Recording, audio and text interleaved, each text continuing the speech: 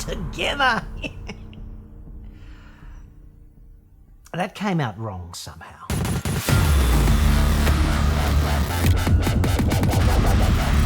I'm John Cadogan from AutoExpert.com.au, and I get new cars cheap for buyers here in Australia. Website for that, there's there, or you can just click the card that's, up there now, dude. Just up there near the Lord of the Sith. I mean, what could possibly go wrong with Uncle Darth looking down, protecting us?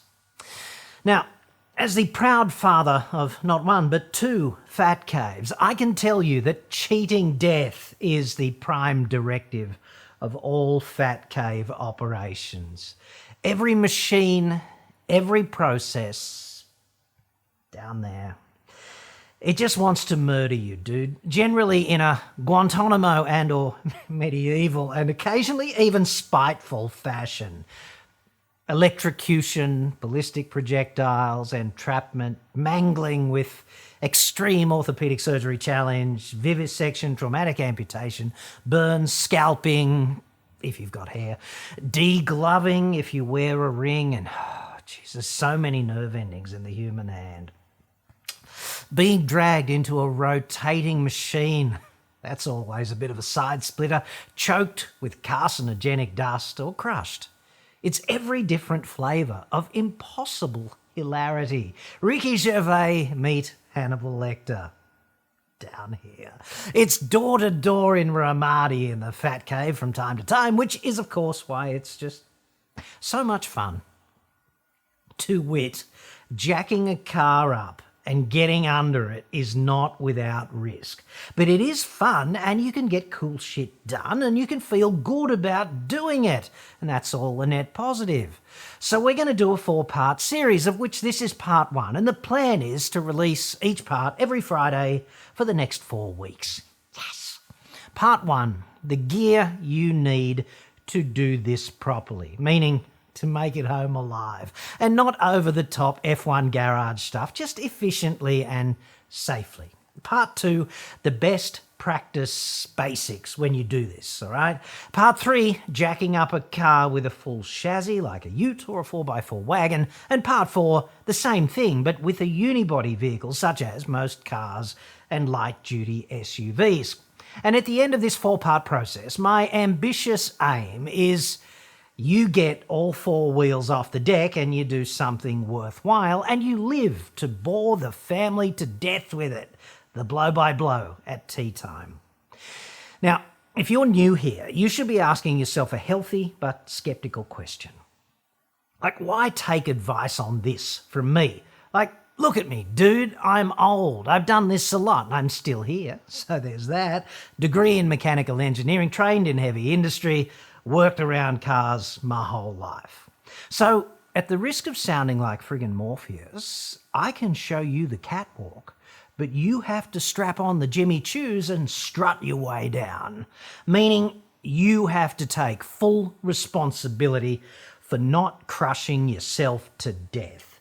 Because, like everything else down here, an elevated car wants to murder you.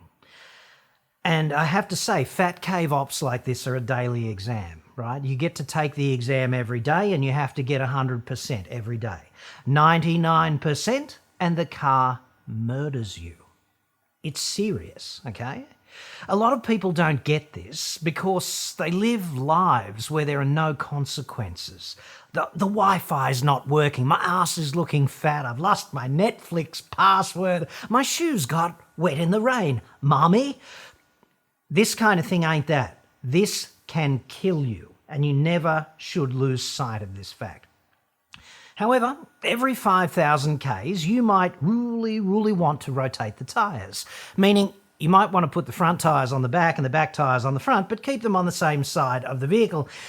It evens out the wear and it maximises the tyre life and it saves you money and it gets you up off the couch and out of your family's hair, and that's all worthwhile stuff. Now, while you are down there, you can check things like seals for leaks and you can head off expensive mechanical disasters and you can assess the brake pads and Stuff of that nature. Getting intimate with your car is good for the soul, dude, provided you don't die doing it.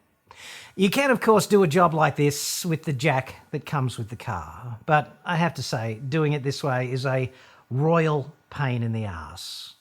And obviously, if you've got one of those cars with run flats or one of those hasty factory hybrid conversions with no spare tyre, because that's where they put the battery, you can't do it at all with the standard kit that comes with the car.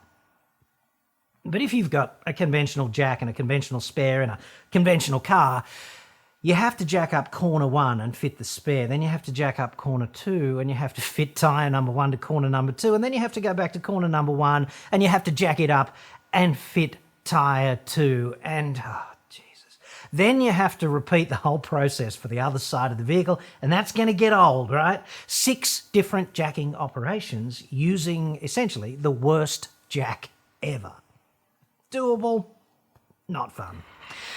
The centrepiece of not hating jobs like this is get yourself a decent trolley jack. For a fat cave, as opposed to a V8 supercars crew, a trolley jack is essentially a lifetime purchase. It's going to last you decades, so don't cheap out. But you also don't need a Borum air-over hydraulic jack for $4,000 or something. I got together with Auto One for this series. They're helping us out, okay? I got the idea for this series from one of their press releases and I chased them up. They just opened a big new store down the road from me on the site of a dealership that went tartars up one day, sadly. So I went in covertly in plain clothes, like I looked like a proper criminal in a suit suitable for Parliament House and everything. And I mystery shopped them, okay? And their customer service, I have to say, was flat out excellent. And I looked around and, as you do, I instantly wanted one of everything. They sent out the jack and the 4 stands for this project. The retail cost of all of that is about $650, but they're not sponsoring this video, okay? They're just helping out. I'll put links to the products in the description, but I'm not getting anything out of it, except, of course, that warm and fuzzy feeling typically associated with being a journalist. The jack is this Impact 2,000 kilo trolley jack. It's alloy and steel, so not too heavy, but quite solid, and it feels very slick to use. It should last you for decades, provided, of course, you don't store it in the ocean. It's got a 2-pump hydraulic system, so it moves fast when there's no load. The upshot is it covers the distance from collapsed to the bottom of the diff housing or something in just a few pumps. And then when the load comes on, it goes into high pressure mode and not all that much manual effort is required for big heavy lift. So that's a pretty nice feature to have. Collapsed, the jack is 100 millimetres high, and at full extension, it's 465. So that's a decent lift of 365 millimetres, and that's compatible with most cars and SUVs because the minimum ADR ground clearance for vehicles is 100 millimetres, and that means most spots under cars are higher than that. Of course, if you've got a track car that is radically lowered, you'll probably need to find a low-profile jack. But for most road cars and four-wheel drives, this kind of jack is ideal. Impact is Auto One's in-house brand, and I know some in-house brands can be a bit cheese grade or something from time to time, but that is not my take on this, okay? If it was, you simply wouldn't be seeing it today. This jack also has an inbuilt overload protection system, so if you go out one day and attempt to jack up the QE2 or something, it'll just look back at you like, what are you trying to do to me, kind of thing. And you need to be aware that all jacks sold today must comply with a mandatory Australian standard. It's called AS 2615 2016. What a mouthful. This means that anything that complies with that standard has been subjected to a range of rigorous engineering tests and validation, and passing them was simply not optional. If perhaps you're looking at buying an old, potentially dodgy jack on eBay or something, or you've got one like that in your own fat cave, I'd suggest that this is really not an area where corner cutting is a particularly good idea. Standards compliance for jacks got mandatory in 2016 for a reason. And as an engineer, I can tell you that reasons like this tend to be etched tragically in blood. So there's that. Australian standards are designed to eliminate failure modes and give you relatively huge margins of operational safety, and you definitely want that because the car up there above you, it wants to murder you.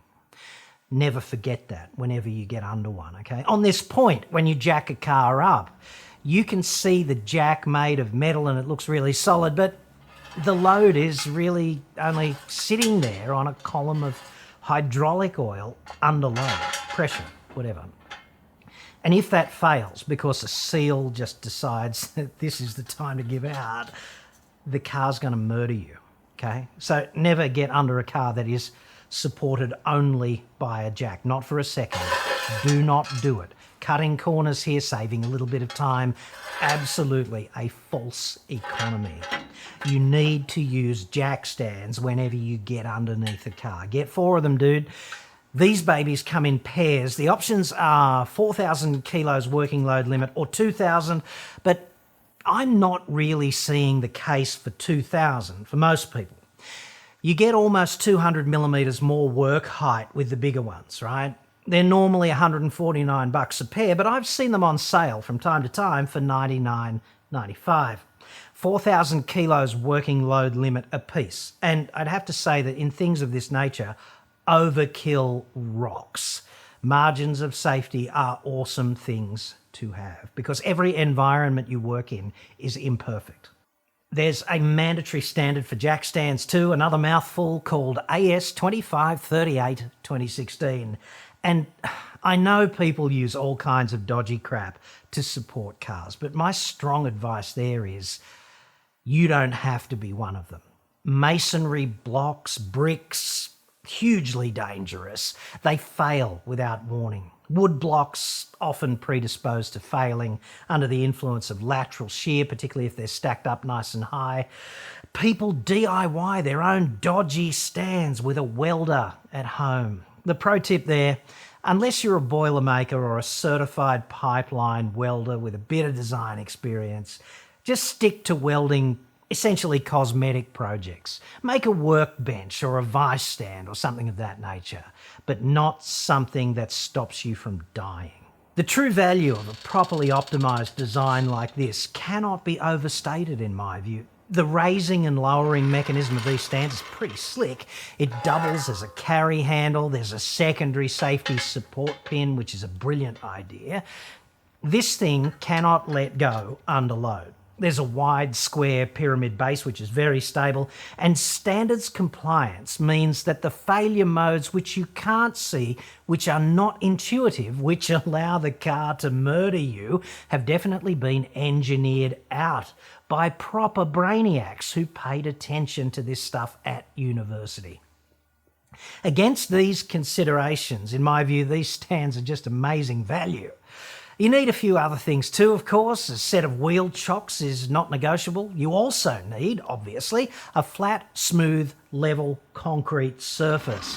And it's got to be all of those things. It needs to be flat and level so the stands essentially line up with gravity, which eliminates any shearing type influences that reduce the integrity of the lift. It needs to be concrete for stability because you can't have it just sinking down into the floor in an uneven way. That's a disaster looking for a place to happen. And it needs to be smooth so that the jack can roll under load. This is important because the arm moves in an arc, and if the surface is rough, it can chock the jack's tiny little wheels, and if that happens, the pad can slip and you'll potentially drop the vehicle mid-lift. That's bad, obviously. You'll also need a better means of undoing the wheel nuts. The standard wrench that comes with every car is crap.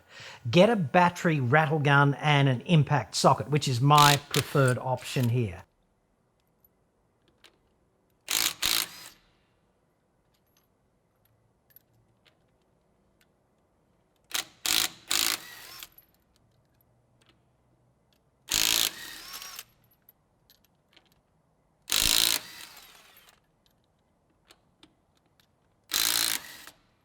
Alternatively, a long half-inch drive breaker bar works well with an extension and a socket. Breaker bars are available up to about 600 millimeters long in half-inch drive, and that gives you more than double the leverage of the standard wrench.